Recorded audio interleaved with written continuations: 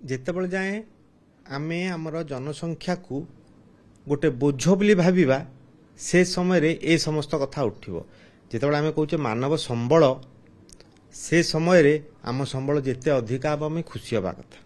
द्वितीयत जिते समाज अच्छी जिते देशर लोक अच्छी आपण माने देखंतु भारतीयंकर बुद्धिमता भारतीयंकर कार्यदक्षता एवं कर्मकुशलता समस्त आगे। हाँ आमे एते दिन पराधीन थिले कहीं ना आमे एया भाभी थिले जे आमर समस्त दायित्व अच्छी एवं जदि किए आसुची किछि धन संपत्ति नहीं कि चली जीव बोध हुए किंतु से माने बहु वर्ष जेहेतु आमको पराधीन कर रखिले एवं तांकर चरित्र तांकर चलनी बहुकांश रे आमर परवर्ती पीढ़ी उपरे प्रभाव पकेला।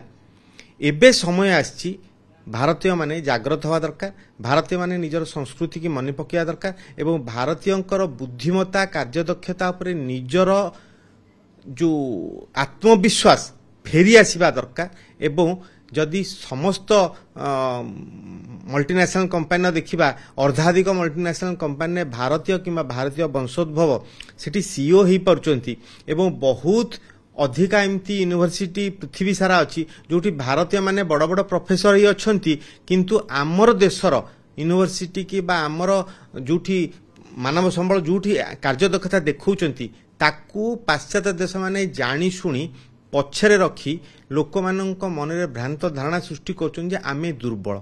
लोक संख्या बढ़ी गले आमे दुर्बल हबानी लोक संख्या बढ़िले आमर दक्षता वृद्धि पाइबो।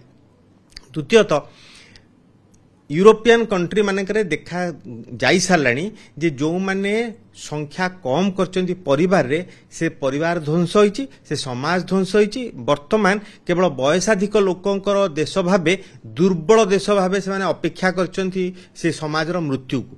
आमे से प्रकार हवा कथा नुहे एवं जदि आमर 140 कोटी जनतांकर देश बोली जो माने डरुचंती गोटे समय आसीबो जदि एई प्रकार एक बा मैक्सिमम 2 पिला जो चिंताधारा बा नैरेटिव चली गोटे समय आसीबो एते अधिक संख्यक वृद्ध वृद्धा ए देश रे रहिबे तांकू सहाय्य करिया पई जो युवगोष्ठी दरकार से मान नथिबे।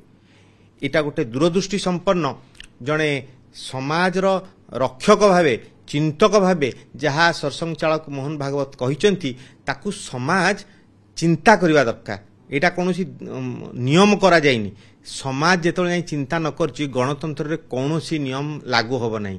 एटा गोटे चिंतक भावे से कहिचंती समाजर प्रत्येक बुद्धिजीवी ए विषय भाबिया दरकार जे समय आछि आमे जो आगुरु 3 रु 2 2 रु 1 रे अछि बा 1 रु वर्तमान आसी गलानी दंपति माने छुआ पिला करिया न करिया कथा चिंता करचंती से भावना रु दूर रखी कि समाज को रक्षा करबा हम समस्तकर दायित्व। उत्तर पीढ़ी किपरि गोटे समृद्ध देश रे रहिबो समृद्ध देशर नागरिक भावे गौरव निजको मणिम से प्रकार एक देश को छाड़ी जिबा आम समस्तकर दायित्व। आज्ञा रोजगार संख्या बढ़िले कमी जाएनि। रोजगार प्रत्येक जीव निजे बंचिबा पई किछि ना किछि करे।